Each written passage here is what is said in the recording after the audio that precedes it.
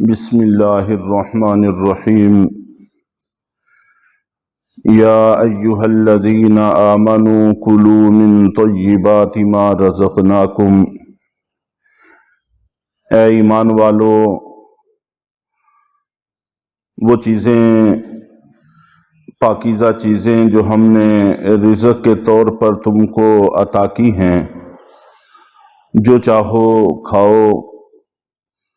وَاشْكُرُوا لِلَّهِ، اور اللہ کا شکر ادا کرو، ان کنتم ایاہ تعبدون، کہ اگر تم واقعی اسی کی بندگی کرنا چاہتے ہو، کرنے والے ہو۔ رزق حلال، اس کی اہمیت، اس کے فوائد پر پہلے بھی 2 درسوں میں بات ہو گئی ہے، اور رزق حرام سے بچنا کتنا ضروری ہے اس پر بھی پہلے 2 درسوں میں تذکرہ ہوا ہے، اور اس بات سے بھی اس کی اہمیت کا اندازہ لگایا جا سکتا ہے کہ اللہ رب العزت نے قرآن پاک میں صرف اپنے رسولوں کو بھی الگ سے خطاب کیا ہے، یا ایھا الرسول کلوا من الطیبات واعملوا صالحا، کہ اے رسولو رزق حلال کھاؤ اور اچھے اعمال کرو، نیک اعمال کرو۔ تو رسولوں کو الگ سے بھی، اور پھر ہم مسلمانوں کو جگہ جگہ پر یہ حکم دینا، یہ اس چیز کے اہم ہونے کی دلیل ہے۔ چنانچہ یہ بھی عرض کیا تھا کہ دعائیں قبول نہ ہونے میں بھی اس کا بڑا دخل ہے۔ اللہ کے نبی صلی اللہ علیہ وسلم کا فرمان ہے کہ بسا اوقات طویل السفر پریشان حال لوگ اپنے رب کی بارگاہ میں ہاتھ اٹھا کر یا رب کی صدائیں لگاتے ہیں، لیکن ان کا کھانا حرام، پینا حرام، پہننا حرام، تو اللہ تعالیٰ ان کی دعائیں قبول نہیں فرماتے۔ تو ان چیزوں کو پیش نظر رکھتے ہوئے رزق حلال کی اہمیت واضح ہوتی ہے، اور رزق حرام سے بچنا ضروری ہے۔ چنانچہ عملاً بھی نبی پاک صلی اللہ علیہ وسلم اور صحابہ کرام کی زندگی میں اس کا بڑا اہتمام پایا جاتا تھا کہ ایک دفعہ حضرت حسن رضی اللہ تعالی عنہ نے ایک کھجور اٹھا کر اپنے منہ میں رکھ دی، تو اللہ کے نبی صلی اللہ علیہ وسلم نے فوراً،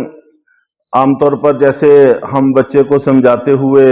منہ سے کوئی چیز واپس نکالنے کے لیے لفظ استعمال کرتے ہیں، وہ لفظ بھی حدیث میں منقول ہے کہ اخ اخ کرو، اور اپنی انگلی ڈال کر منہ کے اندر سے اس کھجور کو نکالا اور فرمایا کہ یہ صدقے کی کھجور ہے اور ہم صدقہ نہیں کھاتے۔ تو یعنی جو چیز ہمارے لیے درست نہیں ہے، اللہ کے نبی صلی اللہ علیہ وسلم نے ایک لمحے کے لیے بھی اس میں تاخیر نہیں فرمائی۔ اور حضرت ابو بکر صدیق رضی اللہ تعالیٰ عنہ کے بارے میں آتا ہے کہ ایک دفعہ ایک لقمہ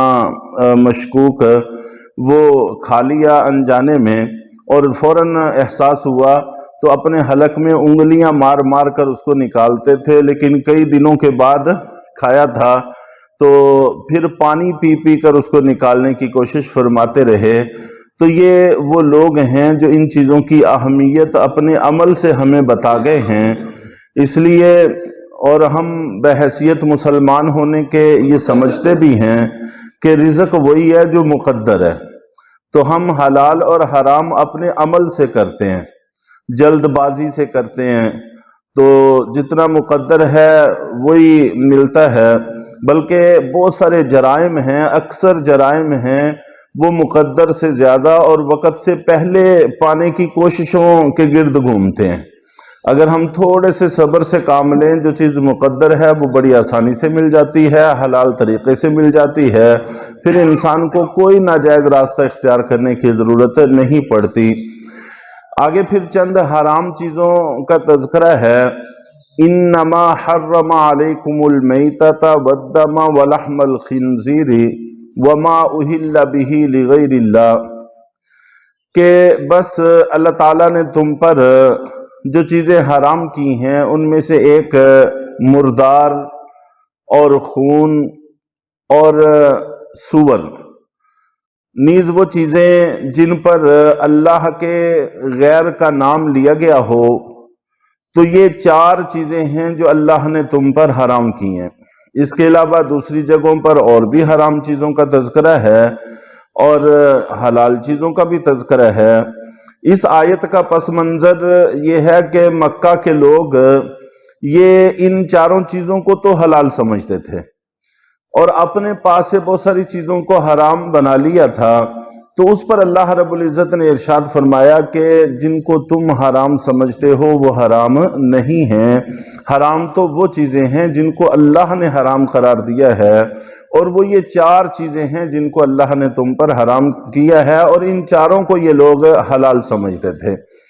تو ان میں سے سب سے پہلی چیز میتہ، جس کو ہم مردار کہتے ہیں، اور مردار سے مراد وہ چیزیں ہیں جو ذبح کے بغیر مر گئی ہوں، مصنون طریقے سے ذبح نہ کی گئی ہوں، اس کے بغیر مر گئی ہوں، تو یہ چیزیں مردار کہلاتی ہیں۔ تو ان کا کھانا جائز نہیں ہے۔ مثال کے طور پر اپنے طور پہ مر گئی کوئی چیز، یا کوئی ڈنڈا مارنے سے، کوئی پتھر مارنے سے، کوئی بھی ایسی چیز مارنے سے، یا گلا دبانے سے کوئی چیز مر گئی، تو یہ مردار ہے۔ اور اللہ کے نبی صلی اللہ علیہ وسلم نے ہمیں بتایا کہ جو صید البحر، پانی کے جو شکار ہیں، ان کو ذبح کرنے کی ضرورت نہیں۔ جیسے مچھلی ہے تو مچھلی کو ذبح کرنے کی ضرورت نہیں ہے، ہم اس کو پکڑ لیتے ہیں، پکڑنے کے بعد اگر وہ مر جاتی ہے تو وہ ہمارے لیے حلال ہے، اس میں کوئی حرج کی بات نہیں ہے۔ لیکن جو خشکی کا شکار ہے اس کو ذبح کرنا ضروری ہے، وہ بغیر ذبح کے حلال نہیں ہوتی۔ اور مچھلی وہ جو خود بخود مر کے پانی کے اوپر تیر جاتی ہے، اس کو طافی کہتے ہیں، عربی میں اس کو طافی کہتے ہیں، تو اس کا کھانا حرام ہے، یہ کھانا جائز نہیں ہے۔ باقی جس کو ہم نے پکڑ لیا اور کسی بھی طریقے سے زخمی کر کے اس کو مار دیا، یا پانی سے نکالنے کی وجہ سے وہ مر گئی، یا بسا اوقات پانی میں کرنٹ وغیرہ لگاتے ہیں وہ سارے شکاری حضرات، جس سے وہ مچھلی مر کے اوپر آ جاتی ہے، تو یہ ساری چیزیں جائز ہیں۔ جو خود بخود مر کے پانی کے اوپر تیر جاتی ہے، اس کے علاوہ ہر مچھلی حلال ہے۔ تو اور جو خشکی کا شکار ہے اس کو ذبح کرنا ضروری ہے۔ ذبح 2 طرح کا ہوتا ہے، ایک ذبح اختیاری ہے جس کو ہم ذبح کرتے ہیں، جیسے گلے پہ چھری چلاتے ہیں اللہ کا نام لے کر، ایک ذبح اضطراری ہے، اور وہ یہ ہے کہ تیر کے ذریعے، تلوار کے ذریعے، نیزے کا ذریعے، یا کوئی بھی چھری دھاری دار چیز کے ذریعے ہم بسم اللہ اللہ اکبر پڑھ کے دور سے جانور کو پھینکیں، ماریں، اور وہ اس سے زخمی ہو کر گر جائے اور اس کی جان نکل جائے، تو یہ بھی ذبح ہے، حلال ہے۔ تو اس سے متعلق تھوڑی سی بات عرض کر کے، چونکہ بس اوقات دوست احباب شکار کرتے ہیں اور اس میں بہت ساری غلطیاں پائی جاتی ہیں۔ ہمارے ہاں جتنے بھی شکار کے آلات استعمال ہوتے ہیں، جیسے وہ شرے والی بندوق ہے یا کارتوس والی ہے، یہ اس کے علاوہ جس کو ہم پکی گولیوں والی بندوقیں کہتے ہیں، ان میں سے کسی سے بھی ذبح اضطراری جائز نہیں ہوتا، اور اس سے مارا جانے والا جانور وہ مردار ہی تصور کیا جائے گا۔ ہاں البتہ اگر ہم چھری سے اس کو ذبح کر لیں بعد میں، تو اس کی جان نکلنے سے پہلے تو پھر وہ حلال ہوگا، وگرنہ وہ حلال نہیں ہوگا۔ اس میں بہت غلط فہمیاں پائی جاتی ہیں، تو چند ایک مسائل ذکر کر کے پھر انشاءاللہ ہم آگے چلیں گے۔ تو اللہ تعالی ہمیں صحیح شریعت پر عمل کرنے کی توفیق عطا فرمائے۔